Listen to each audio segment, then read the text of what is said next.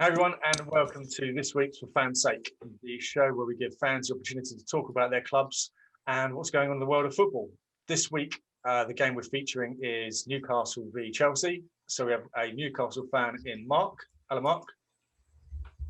Hello, all right? All right, mate. And Tom, who is the Chelsea fan. Hi, everyone. So if you're watching on YouTube, you can see we've all got very different backgrounds, and you'll be able to understand what Tom's occupation is by watching the YouTube show. So, Mark, starting with you, mate. Why Newcastle? Yeah, why Newcastle fan? it all comes from my granddad. So my dad's dad was born in Newcastle, raised in Newcastle, supported Newcastle all his life. He saw the great players like Hughie Gallagher in the 30s, Jackie Milburn in the 50s, went to all the three FA Cup finals in the 50s. Passed it on to my dad. Him and my dad went to see Newcastle lose to Liverpool in 1974 the FA Cup final. And my dad, being a Geordie, passed it on to me. It was a dad granddad kind of thing. And It could be worse. My whole mum's side of the family fought Sunderland. So yeah, it was simple. Nice. Simple, really. Nice. It's actually, I really like these stories about that. I think probably Thomas as well. I think most football fans like to hear the misery is passed down from generation to generation. Obviously living in Sussex, loads of friends that are Brighton fans. And I used to go and see them watch. Yeah. It's always nice. It's actually it's what football's all about, really.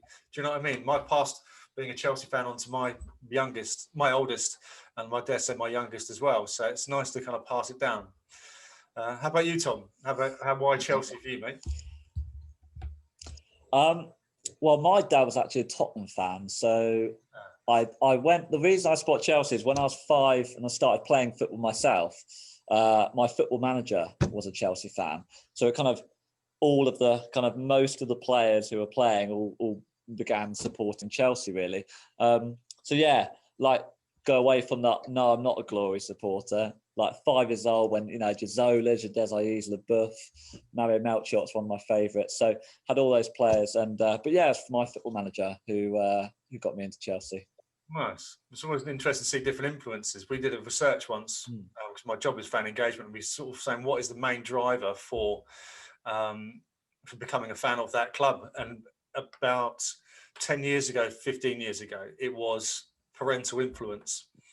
And now it's normally kids nowadays follow a player and then follow the club of wherever that player goes. So Pogba and Ronaldo are great examples of that. So people were Real Madrid fans because of Ronaldo. And then when Ronaldo moved to Juventus, literally Real Madrid lost 10 million followers and Juventus gained 10 million followers simply by Ronaldo moving over. So I think that's the trend of the power of the player is so much more viable now. Back over to you, Mark. What's your first memory of Newcastle? My first memory of is going up to visit my granddad in Newcastle and him just telling me about the players that we would have had at the time. And back in the late 80s, it would have been Gaza. Yeah. We had Gaza for that short period of time.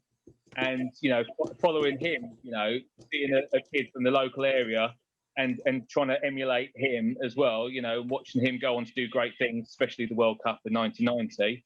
Little nod to the shirt behind you. Things like that. Just living in Sussex pretty much my whole life.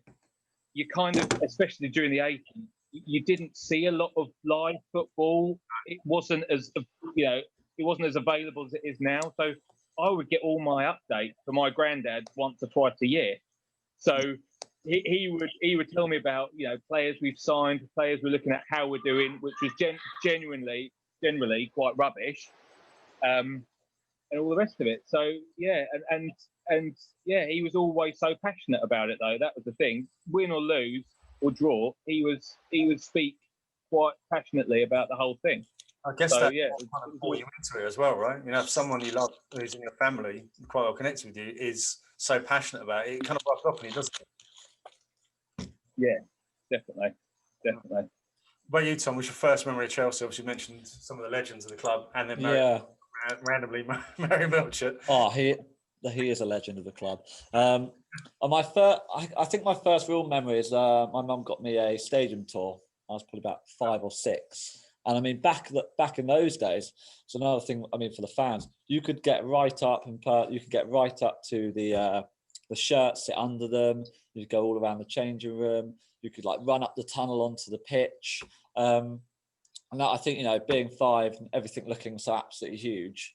I think that's my real first memory of Stamford Bridge anyway. And then it was the 2000 Charity Shield. What was it called back then? Charity Shield final against Man United at Wembley, which Chelsea won 2-0. But yeah, that was like just being at Wembley, in the Chelsea end. That was a great memory. But I think the earliest one probably is the stadium tour. But I have been on one since recently, and you can barely get anywhere near anything now.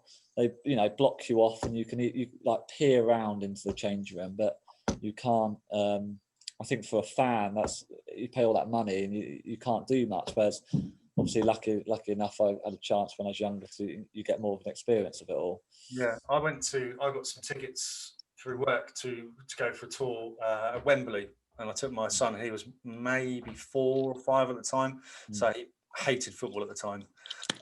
I went for it, but even then he was amazed by it. So we get to go in through the players' entrance, and they have the home team, because they wanted to have American football games there. They have the home team and the away team both have 2 massive changing rooms. They only use when the American football teams come along, just because they're so big, and you just can't comprehend the size of it. And then we go through there. We actually could sit down and have a look at the shirts. They obviously had random shirts there. Yeah, I think it was Spurs were still playing there, so they also had Spurs stuff everywhere, which he wasn't particularly happy about.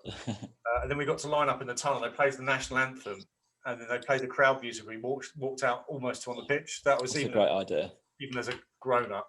Yeah, it was amazing. But I really recommend, if you've got kids that are half interested in football, just do the Wembley one, because then we get to walk up the pit where the stairs where you go and pick up the trophy, the FA Cup. Oh yeah, you get to walk up that and then pick up the FA Cup, or the fake FA Cup, because it was about that big.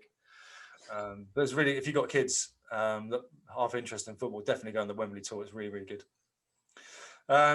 Next question, I guess. What's it going to be? Who's your favourite all-time Newcastle player? Shearer? Easy. Shearer. Done. Lovely. Happy days. Shearer. Without a doubt. Without a doubt. The best player I have ever seen live ever. Just what he did, the way he put himself about, proper old school, typical number 9. Love him. Absolutely love him. Especially with a Geordie as well. That's what we need. Exactly, and it's just there's not enough of that type of player, like homegrown talent. You want to see 2 or 3 of those in every single team. Every single team, and the sort of player that fans can just get behind, shout their name even when they're doing badly. It's just a nice story. It really is. Yeah, well, I was going to talk about this later. Let's talk about it now. So I think Chelsea went from being a club where everybody hated them. It was almost like the new Man U, because Abramovich came, the first kind of real club that spent loads of money and bought the title. And kind of everything that was bad about modern day football was Chelsea, but then also their behaviour off the pitch in terms of how they got their players and things wasn't great. But I think they've completely flipped. By now using their youngsters, mainly because they had to last season, using loads of youngsters. An ex-player or an ex-legend is now manager of the club. I've done a few of these podcasts, and it's actually Chelsea is a club where how we want to be managed. We want to be supported from the management, from the board, young players coming through regularly, and a legend to the club being a manager. I think that's what all clubs aspire to be, really. Definitely. So over to you, Tom. Favourite all-time player? Favourite all-time player, my hero, Frank Lampard. I mean, growing up playing midfield as well, there's not a better. I know there's arguments all the time, and he is a different player to the likes of Gerrard and Scholes, but the amount of goals he scored Chelsea. Absolutely ridiculous. I'm not, it will be beaten from another central midfield player. I mean, yeah, he was attacking midfield. I know players like when Ali was scoring goals like 4 years ago now, when he was banging in goals, everyone's like, oh, he's to Lampard's record. Look at him fade off. I mean, to be able to do it every season, obviously being one of two main English players in the team at the time as well.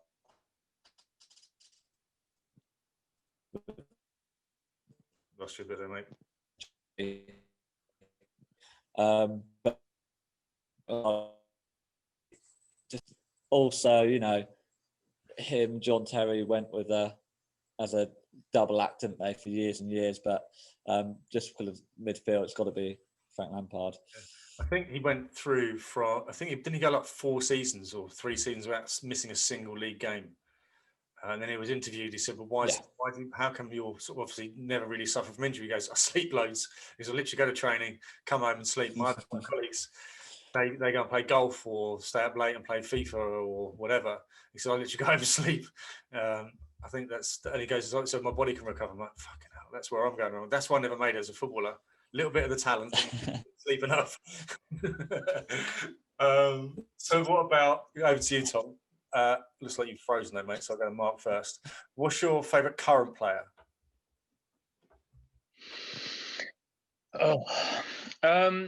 St. Maximan's decent, I must admit. He's someone who would get the fans on the edge of their seat, and I think he's exciting. Unfortunately, I think the way we play and the way we conduct our business, he'll be gone within the next couple of seasons if we don't start, doing the business on the pitch. He's a good player, but I do like Callum Wilson because he's of a Shearer type mould. He's a target man. He's a proper sort of forward.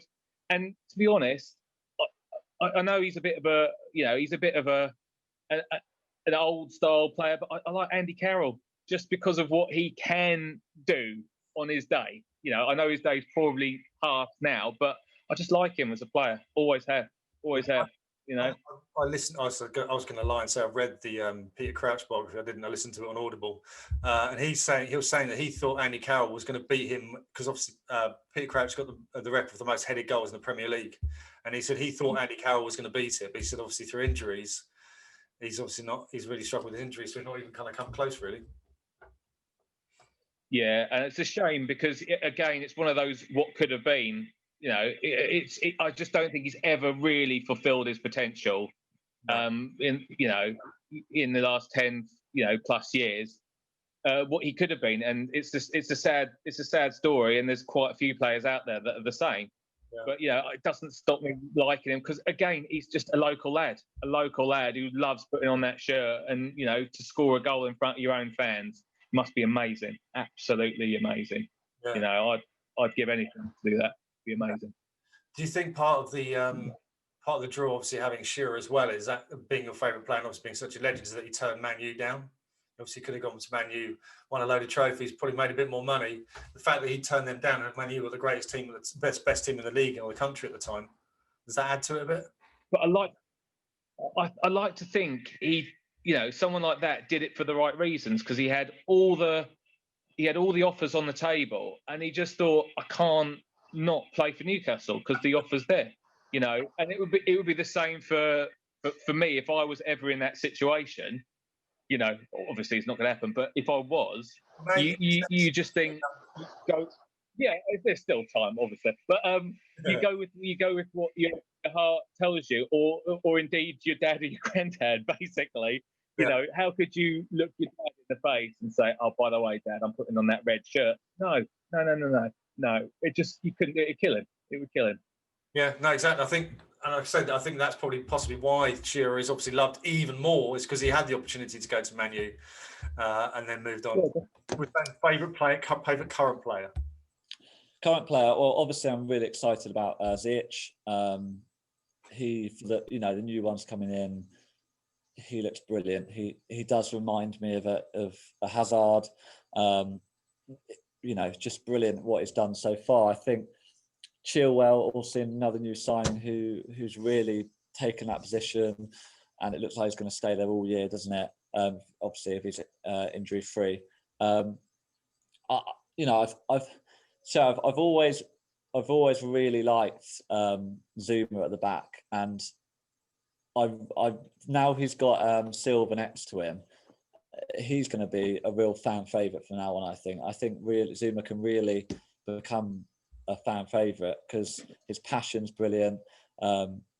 He's just amazing at the back. And I think I saw something the other day about it being like the best header in world football at the moment, by how many duels he's won.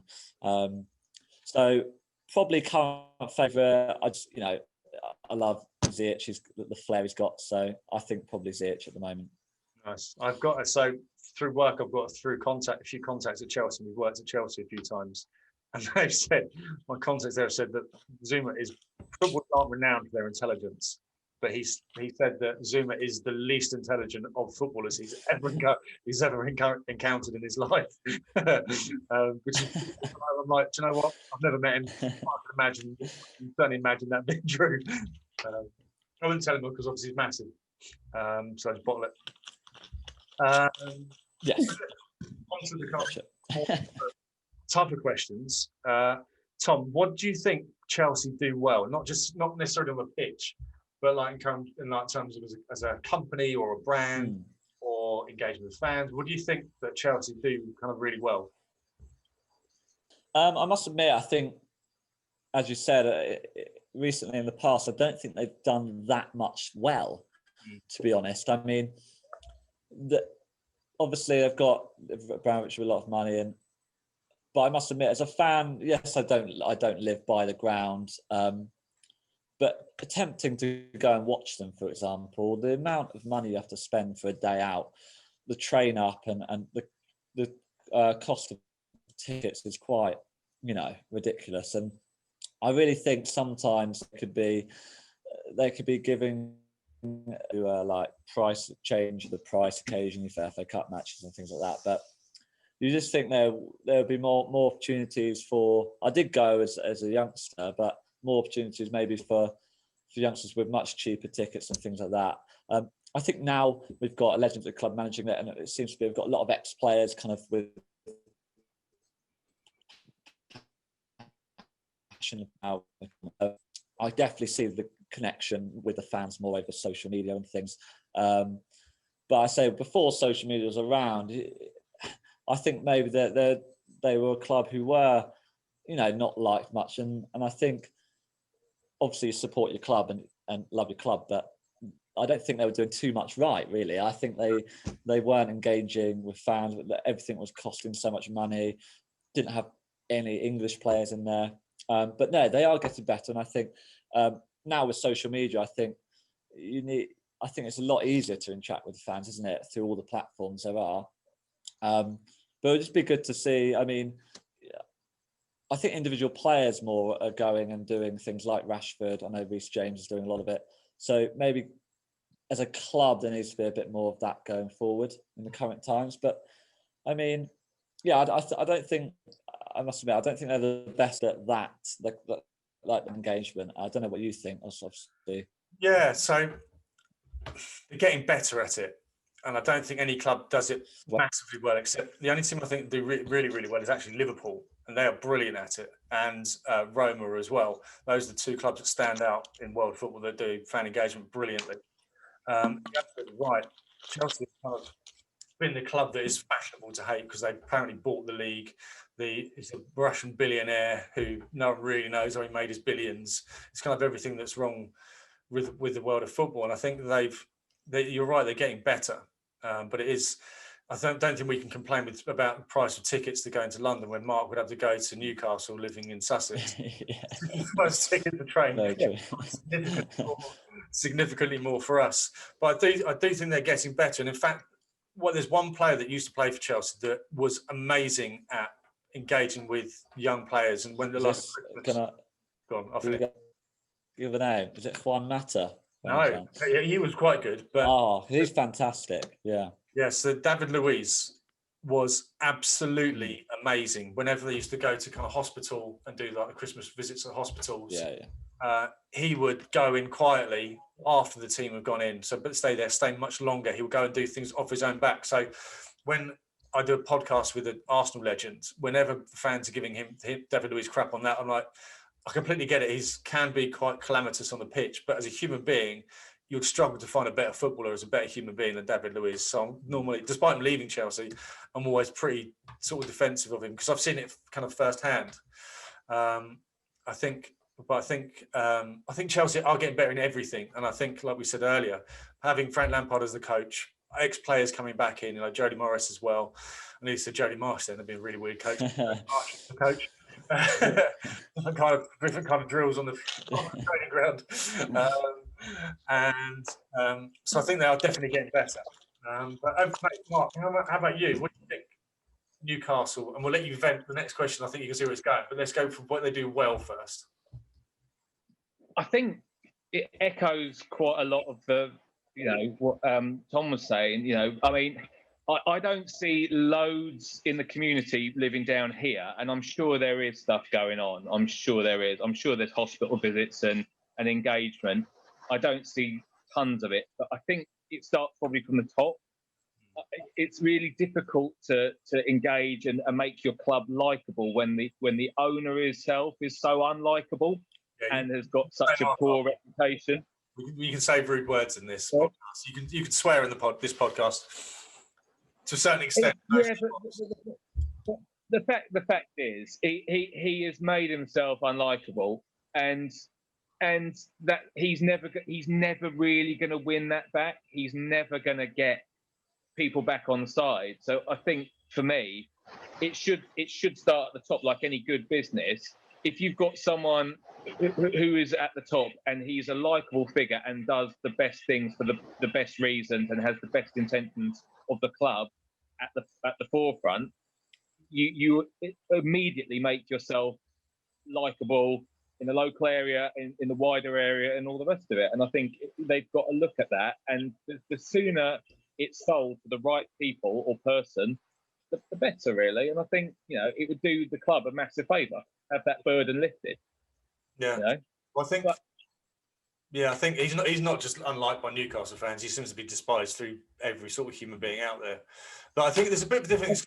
I think because, like, obviously Chelsea's owner Abramovich isn't pretty much liked by anybody else other than Chelsea fans and his family, and I'm not sure his family really like him that much either. Anyway, but if you look at Daniel Levy, not many people like Daniel Levy, but Chelsea fans, it's a well-run club. So I think it's almost you've got to be that Mourinho kind of thing and a Ferguson thing, them and us. It's a siege mentality. It's everyone against us. And I think that builds more bridges with them. But I think it's pretty transparent what he's all about. He just wants to make money. He now wants to sell the club and get out of there, but he's got to sell it for the right price, despite the local community, despite the fans. And their fans are completely irrelevant in this and couldn't give a shit.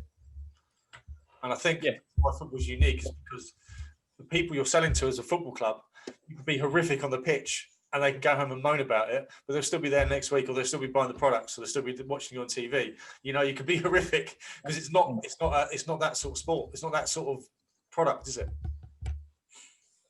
Yeah, and being a one club city, you're not going to turn around and say, "I'll just go and watch Sunderland next week," or Middlesbrough, or whatever. It's just it's people's lives. People flock to it like a shrine. And they will carry on doing it no matter what. Like you say, and it's just sad that it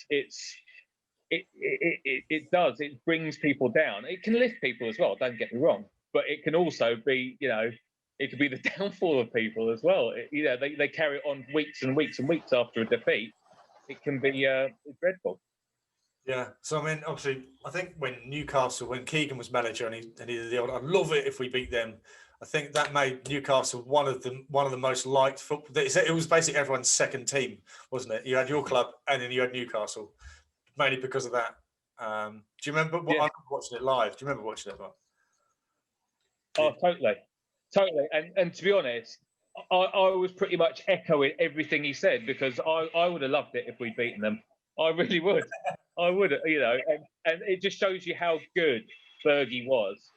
With the mind games. I mean, you can't. At the time, I wanted to drive to Manchester and choke him, but now I look back on it and think what an absolute genius! What an absolute genius! You know, just a couple of little comments, throwaway comments, and you can derail a team with a 12-point lead to that extent. That you know, wow! I take my hat off. What an absolute legend he was, and he's just been missed for however long. You know, he's been away from Man United. He must have seen something, you know, going forward to say, nah, not for me. I can't carry this on. You know, fair play to him. Yeah, you know, really well done. It's a similar kind of figure, didn't you? Obviously not quite the same success, but yeah, Bobby Robson, right? Oh.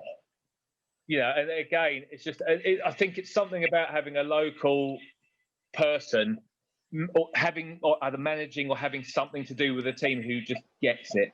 He gets what it means. He knows what it's all about, and conducts himself in a manner befitting someone of his stature. You know, he will just, you know, try and give everything his best. And you know, you couldn't say anything negative about the man. He was an absolute gent, and a lovely, lovely, lovely person.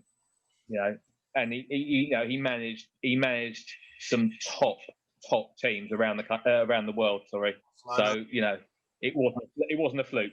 Yeah, no, absolutely. I remember watching a documentary of him years ago, obviously before he passed away, and he was like going into the stadium, and he'll go, look at the just going into sort of the business bit of the stadium. He goes, look at these door handles. This is exactly what we need as a door handle to go into the stadium. This screams out being a Geordie. I'm like, how passionate do you have to be to manage like Premier League players and think about doorknobs of a stadium, like handles of a door to get to the stadium? I'm like, man, that's someone who loves, like, it's actually a great example of him and how he wanted the whole picture of being Newcastle, right? Definitely. He that's what I mean. He just got it. He just knew, and there is something to be said about having, you know, local people involved in the club all the way through to, you know, the people who you know, the tea ladies and the people who do the pitches. That, you know, having that core of local people who will do the work to get the game played on the Saturday, but also will probably be sitting in the stand watching as well. You know, it's just, there's something to be said about it. I love it. Absolutely. So I don't think you actually said something Newcastle did well. I think you just moaned about Mike Ashley. Well, it's tough. It's tough. I wish I could say more about them doing well, but it's hard having two kids who you desperately want them to support the team you support, and being serial losers or serial sort of, you just never see them do enough to you know, we've never won anything. I can never say, oh well, I know we lost on Saturday, but we have got that FA Cup win to remember, you know, or that, you know, that something that there's nothing to grasp onto. And to have I've got you know, my eldest is 15, my youngest is 10, and the 15-year-old, he gets it now. He knows that it's going to be a while before we do anything. The 10-year-old, you know, will say stuff every now and again like, oh, you know, I might support Man City or I might support Liverpool, and it breaks your heart. Yeah, it does. It breaks your heart, you know. And I just love to be able to sort of give them more, you know, more sort of days out at Wembley or whatever, you know, current circumstances, you know, aside. Wouldn't it be great just to take your kids to cup finals and title deciders and all the rest of it? That's what it's all about. You know, it's very difficult to sell a club to anyone who's looking to support a club when they don't win anything. Yeah, over with nice tickets and V-Bucks and stuff. So yeah, Malcolm, I'll stick with you, mate. What do they do well? What don't they do? Where can they improve? Obviously, I think you can know where this is going, but where do you think they can make some improvements? Obviously, sell the club, we all know that. Is there anything more specific? I think starting on the pitch, you know, I think get a bit more of an identity. We just don't want to be a wishy-washy team that comes up, stays up for 2 or 3 seasons, then just fades away, goes down. I think, you know, establish yourself, get a good backbone of players, you know, and it might be some academy players that come through. You know, I assume most teams have good academies, you know. get a backbone of decent players and go out to try and win a cup. Go out to try and push up the league. Don't just turn up and think, I want to stay in the league, so I'll do enough to get enough points, and then that's enough for me. It shouldn't be enough. You should want to win every game. Yeah. I don't care what level you play at. You know, Yeah. who wants to go out to draw? That's why you need local. Lose. Definitely, 100%. Tom, what do you reckon Chelsea could do better? Well, they could definitely. They need to make sure that. They need to definitely improve. As I say, we're getting better at it, but they need to definitely improve on making sure all the fans, know exactly what's going on. I know now Instagram, you've got Facebook, you've got all them, and Chelsea are on it. But I think they need to get more of the interacting, doing because I mean, as a fan, I love seeing when they do little games with each other, or have a bit of banter with each other, little things on the training ground. I think just more clips of seeing actually what they do. I must admit, I don't know if you've watched the Tottenham documentary, but I mean, it would be great if more clubs could maybe get on board and do that, because as fans, you don't see what goes on in the background very much. You don't know what Frank Lampard's like in the change room. You don't know how the players react to him after going down. Going down at half time. You don't know what maybe is happening. I loved what I think lots of people actually got a little bit of a soft spot for Tottenham. Just watching that, because they got an insight into what goes on. Fans could see Lampard, for example, in that. I mean, that would be a great idea. So I think they could definitely learn from other clubs in how they interact, but it's difficult to know when you're not right there in London. You can't see what they're doing all the time. But yeah, I mean, when you're following all the accounts, it would just be great to see. Instead of the happy birthday post they put up all the time of every single player who's ever played, it's daily, isn't it? You'd want to see a bit more, some banter on the training ground, or some behind the scenes stuff. I know I don't want to give things away, but yeah, that would be really good to see, because I think everyone enjoyed that Tottenham documentary. I'm sure they want their clubs to do it. Yeah, well, I had mixed feelings about it. And this was going to be one of my questions. And we spoke about it last week with the Liverpool Man City fans, because obviously Man City were the first UK club to do it. And I was like, I don't know how I feel. I love the fact that I'm getting access to it. And I love the fact that if I was a Tottenham fan, I'm loving the fact that I get access to it and see the wheelings and dealings, how it really happened with Ericsson. All the rumours about there was a big bust up, actually wasn't. And he behaved like a standout professional. And then I'm like, I do want my opposing fans to see how Tottenham behave. Do you know what I mean? It's almost like the training room is like the training ground is sacred a bit, and you don't want to give away your secrets. So I was like mixed feelings about if I'd want to see Chelsea in it, because if it was only accessible by Chelsea fans, 100%, but it's not. It's accessed by other people. Do you know what I mean? Yeah, no, absolutely. And I know they opened up a lot, but if they don't want that, I'm sure there's ways around. Probably the most important question we'll ask today: favourite kit? I did like the kit from, I think it was 96, with the granddad collar around the shirt. Slightly baggy. Was it Tavy? Yeah, I had Thomas. No, what's his name? That was the bald Eastern European guy who kicked the shit out of the Ketspire. Yeah. That's it. I mean, I had that shirt I had Ferdinand on the back, because we wore that for the 95-96 season, I think, just before we bought Shearer. So I had Ferdinand on the back, but that was a good kick. It was so different. Yeah, I think I'll go so far to say that's my favourite. Nice. It was just a bit of something different. Nice. Yeah, it's a solid kit.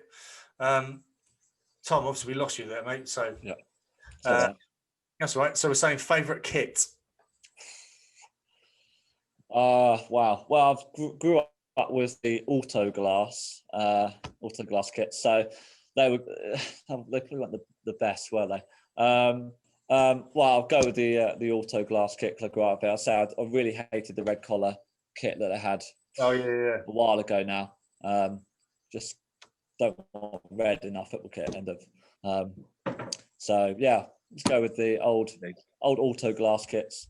Yeah, I quite like. I thought I was going to hate this season's kit, but I actually quite like this season's kit. The really dark blue one, which is kind of a retro type of feel to it, with the big 3 on the front. Yeah, well, until we were getting conceding 3 every time, weren't we? And everyone was saying, threw it like 3-0, wasn't it? When we lost 3-0, but that's over now. So yeah, for the time being, anyway. Cool. So that's the most important question done. In terms of the world of football at the moment, how do you think fans are kind of being treated? You know, I think Sky have stopped this pay-per-view type of stuff. How do you kind of feel with obviously the world that's going on at the moment, lockdown, fans can't go to stadiums? Do you feel football in general and your clubs are doing enough for the fans? I mean, I think you've got to stick to the rules at the moment. They're not allowed in grounds. They're not allowed in grounds. So I think it's great that all the football's on TV. I think they couldn't have done too much more about that. They made sure pretty much every game was on TV. I mean, that's very good. Well, now obviously they've started charging, and we were used to for a month or two of just being able to sit down and watch. And I think when you're ready down to watch a match, and you had to pay $14.95. That was ridiculous, but they made a mistake. They've stopped it. I mean, I don't think there's much they can do. I think it was good that all games were shown. What about you? What do you think, fans? Do you think fans are getting enough at the moment? I think if anything, it's encouraging people to sort of expand their horizons, perhaps maybe taking a few grassroots level games, you know, some non-league, some, you know, local stuff. You know, I've been to see some local games, you know, not during this lockdown period, but just beforehand, and it was brilliant, absolutely brilliant. You know, and it's quite nice to sort of share it round a little bit, and you know, have a few teams having their moment in the spotlight. I think you know, we could argue that we don't do enough for our local teams, really. I mean, I know some people do, but as a community, we could probably do more to help out. You know, because every team's going to be struggling in the current climate, not just the big boys. You know, it all filters downwards. So. I think, fans have got to be mindful of the fact that, you know, there are rules and they're there to be respected, whether we like it or not. It's a difficult one, really. You know, it's I don't know. I'm not sure where we're at with it. I mean, I'm not a massive fan of watching the empty stadium games. I understand they've got to be played. I find it so tedious. It could be worse. Yeah, but then a lot has changed over the past couple of years anyway, with the VAR, this, the that, the other. I think it's quite a big step change for everything, really. And then going into empty stadiums, it's just like, wow, it's so sterile, it's so robotic. I don't know quite. No, I saw a really interesting quote that I used in one of our presentations to a club, and it was actually from a Newcastle fan. He says, watching football at the moment is just like watching another Netflix box set. He says there's no passion involved.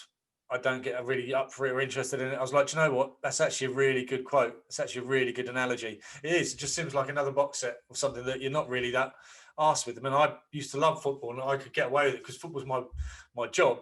I could get away with literally watching every single game, every single match of the day, and everything else. And now I'm like, I can't really be arsed with it a little bit. I watch the games that I have to watch it, but I certainly don't feel the passion where I'm like, right, everyone get out of the house or be quiet when I'm in the room because I'm watching this and hand me my beer. Now it's like, I'm going to play Monopoly with the kids. That's how boring it is. Yeah, I'm not with children. Very rarely would you end up switching a game off sort of halfway through or switching off the highlights or saying, do you know what, I'm not even going to watch that. I know the score, you know, sod it, that's me done. But now it does get like that. You might check out the score and go, nah, you know, that's enough for me. I know the score. I've seen, some stats. But normally I'd be watching that just to see the goals go in, see the people running up to the supporters, kissing the badge, doing what they do, because I love it. I love it, But now it's just a bit. It's just like watching training. You can't really ever get that experience. No, I don't know how they're going to go through it. I think one opportunity would be to kind of let a small amount with social distancing in. I know it'll be really tough who do you let in? Do you let the people that have got boxes there because they're going to make the most money, or do you let the season ticket holders in? Okay, Chelsea, for example, have got 35,000 season ticket holders and a 47,000. Yeah. Who do you let in first? Because you can't let everyone in. So do you have like one stadium where you've got maybe normally instead of being, I don't know, 5,000 people, you let 500 people in, socially distanced, but at least you're getting somebody, and you can angle the cameras so all the action is going towards there, so it actually gives a little bit more. Give them a few dribbles at half time, the atmosphere is going to be as good as if the stadium was full. I just don't think it should be an elitist thing, so it shouldn't be anything to do with who pays the most or anything like that. It should be fair across the board. And as long as it's fair, I don't think people can win too much. I mean, people will always complain, but you just want to see a level playing field. It's just what happens now. Yeah. And again, I just worry about if there's any localized lockdowns. So if you've got a lockdown in, say, Manchester, but you haven't got one in London, or vice versa, can you have a Manchester against Tottenham in Manchester, and you've got fans in, but you've no fans in if the fixture's reversed, that sort of thing. I just wonder if they've thought it to the absolute fullest, or they're just going to go with the flow. Well, everyone could be tested, couldn't they? You go, right, you've been 2 weeks beforehand, you go, right, you've been shortlisted through a ballot. And it could be that, right, all season ticket holders are put in a ballot and 500 names are picked out randomly, or 1,000 names or 3,000 names picked out randomly. And once you've been picked out, unfortunately, you're out till everyone's been in next. And it's, because you've been to a game. And then if Man United, maybe it's only just have it that it's home fans. So that it's only home fans that go into it. It's not going to be as good or as fair, but it's going to be the best way to contain it. I think so, but I'd like to see a set of rules agreed across the board for every team, instead of just it's our team, it's our rules kind of thing. Yeah. And it's not fair if one club has 1,000 fans in and the next one doesn't have any. I completely get you. Totally. Yeah. But you can still test players, even if there is a lockdown in, say, Manchester. You can still test people, and people that if you're kind of drawn out of the ballot, you're testing. Unfortunately, you've got the symptoms for it. Don't worry, you'll get in the next game. So you're not going to miss your players seeing the game. You've been selected, so you can go to the next game when you're not contagious.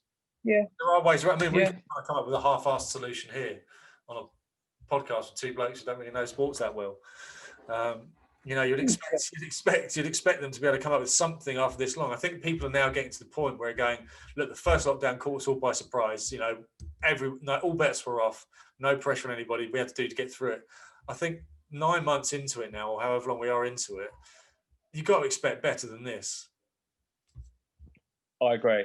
And I think if people haven't thought about it, they need to really start considering it, because this has taken over people's lives, and it's making a lot of people miserable, not being able to go out, do things that they normally would do at weekends, and it's affecting people. And it will carry on doing so until there's a solution. Yeah. And now it might not be the best solution, but it's something. Yeah, and in the summer it was okay because at least the weather's all right and you can get out. Now there's going to be people that are stuck inside, and it's actually going to eat because there's that scientific evidence that people in the winter get more sort of depressed anyway because the weather's crap and it's late. Yeah. The sun goes down earlier, and people suffer with depression more. It's going to be even worse now. Yeah, I think it's called SADS or something, seasonal something disorder. Yeah. It's really it does, and you can see it. You can see it having a knock-on effect for generations if something's not done soon. And it's not just football. It's just life in general, because we just can't carry on running the way we're running. But I think, because it's a football podcast, we'll leave it to football. Yeah, exactly. We're getting a bit deep. We can solve the football problems. We can solve the football problems, maybe not the others. But there's also evidence I've read that obviously when the first lockdown was shut, all football was cancelled, so kids couldn't play football or grassroots football or anything. When the lockdown eased, fewer kids went back to playing football because they'd found gaming. So we're already seeing repercussions from the first lockdown of not as many kids playing grassroots football, which is then going to help affect mental health, well-being, confidence, health issues as well. Not people getting fit enough, and habits that you learn when you're a kid. Habits that you learn when you're a kid that you take onto adulthood. Again, actually, I'm not always going to have a pot noodle or always going to have a kebab. I'm actually going to have some salad every now and then, and I need to do something active every other day. Yeah, social things, social skills as well. Just turning up to training, turning up to match days. Seeing people. That side of it, it's important. Kids need that as much as adults. It's really, really, really important. It really is. Yeah, no, exactly. So I think the last question, prediction for the weekend. What do you reckon? We always seem to do reasonably well against Chelsea. So I will go 2-2. Yeah. I don't think we've got enough firepower to win, but we can find a goal when we need to. So I think, to be fair, Chelsea have got goals in bucket loads. They really have. They've got every area of the pitch. So if we can contain it, I fancy a 2-2. Yeah, I'm going to go 2-1. I think to Chelsea. I think, like I say, they've got some decent goals. Last performance, Ziyech look amazing, but it seems like everyone's getting coronavirus to the Chelsea team. Let's do. I'll go 2-1. And where do you think you'll finish in the league by the end of the season?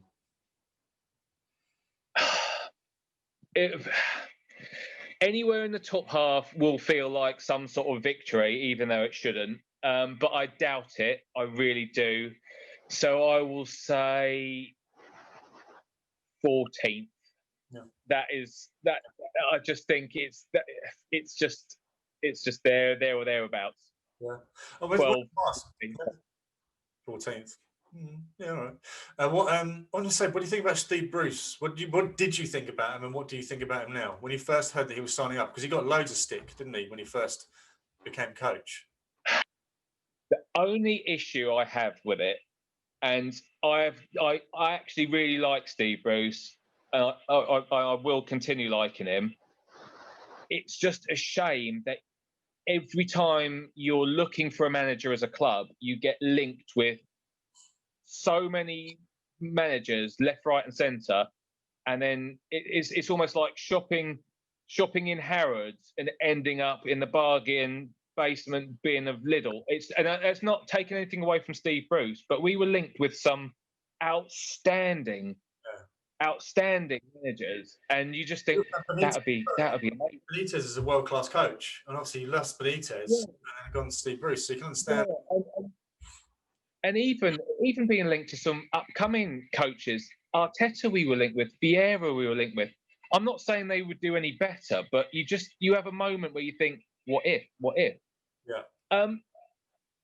Steve Bruce is no frills. It's sort of basic stuff, and it's done reasonably well. It's never going to excite people, and the trouble is that enough? You want to be excited. You want some bells and whistles. You want some days out at Wembley and that sort of thing, So I think if I was being brutally honest, it was slightly underwhelming. Yeah. But I don't take anything away from him because he's only dealing the hand he's been given. He's only dealing with the hand he's been given. So I think if he had unlimited funds, maybe it would be different. But it'd be the same for any manager if he had unlimited funds. I think you've got to rein in your expectations. I think that's sort of where we're at. Yeah, I think I think Steve Bruce is a great coach and probably a really good human being. He seems like a thoroughly decent person. I think you're right. When you're attached with loads of names like, I can't even think of any. I think Mourinho might have been touted around at one point as well, because of the buyout. So I think you're going to think about that. Oh, that's Champions League football. Mentally, you're kind of going to that place, and then when you kind of get Steve Bruce, you go right. Okay, so now he's basically trying to just get us survive in the Premier League. We're now not going to be going for Europe. We're basically going for survival, because that's what Steve Bruce does. He almost guarantees you Premier League football, but just about. So now you have got the dreams of like, oh, Europa League would be great for you guys. I know the big clubs don't like it, but for Newcastle, without any disrespect, you'd love being in Europe, right? Anything like that would feel like you've achieved something. And as you know, poor as that sounds, having had some really good days in the Champions League in years gone by, you know, you take a Europa League spot at the drop of a hat at the moment. You would, because it'd feel like you're progressing. Because then the following year, what's stopping you getting in the Champions League? You know, all we want to see as a fan base is progression, and some, instead of finishing mid-table, going out of the cup in the 5th round, that sort of thing. We don't want, you know, year after year after year. It's a bitter pill to swallow. You just want to see a bit more, you know. Something a bit exciting to happen. Totally. And I get it. You're not going to get it every year, you know, being a club like Newcastle, but once every few years would be mind blowing. It really would be. It would just reinvigorate the place. Really would. And us as supporters as well. You know, it'd make you think, yeah, that's why I do it. That's why I do it. That's why I want my kids to do it as well. Just because, you know, we're not just going to settle for mid-table sort of security. We're going to go out and try and win a bit, you know. And I think that's all anyone really wants at the end of the day. Bit of passion, a few glory days. That's all you want. Exactly. Well, maybe Steve Bruce has a plan, because if you've gone to Europa League this season, you wouldn't have been able to get there because of quarantine and lockdown and stuff. So maybe saving it for next season when you can actually go to the games. It's an old man. You know, he's not stupid, that Steve Bruce. No, that's it. Awesome, mate. Great to chat to you. Thank you so much for coming on. No problem, mate. Thank you very much. All right. So thanks a lot for listening to the podcast this week. If you're listening to the podcast, we are on all platforms, Spotify, Google, and the Apple Apple app. We also have a YouTube channel. If you search for Fansake in YouTube, we'll be there if you want to see our handsome faces. So yeah, hopefully see you next week. Mark, thanks again, mate. Take care, Tim. Cheers, mate. And Tom, thanks for joining wherever you've gone.